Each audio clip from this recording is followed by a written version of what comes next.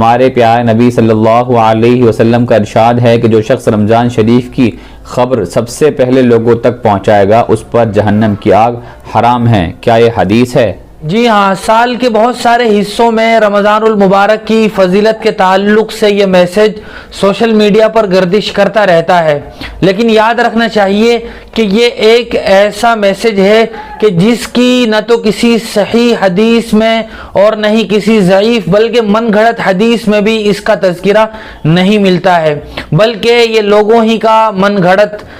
بیان کیا ہوا میسج ہے جس کو حضور اکرم صلی اللہ علیہ وسلم کی طرف منسوب کرنا بھی جائز نہیں ہے۔ لہذا اگر ہمارے موبائل میں یہ میسج آتا ہے تو ہمیں اسے آگے فارورڈ اور شیئر نہیں کرنا ہے، بلکہ جہاں ہم یہ میسج دیکھیں اس آدمی کو اس پر متنبہ کرنا ہے کہ یہ من گھڑت اور جھوٹی بات ہے، اس طرح کی کوئی فضیلت سنت اور شریعت میں موجود نہیں ہے۔ اور جو آدمی جان بوجھ کر کہ جانتا ہے کہ یہ من گھڑت ہے پھر بھی آگے شیئر کرتا ہے تو ایسے لوگوں کے بارے میں حضور اکرم صلی اللہ علیہ وسلم کی بہت سخت وعید ہے۔ آپ نے فرمایا من کذب علی متعمدا فلیتبوأ مقعدہ من النار، کہ جو آدمی میری طرف جھوٹی بات کو منسوب کرے وہ اپنا ٹھکانہ جہنم کو بنا لے۔ اللہ ہم سب کی حفاظت فرمائے۔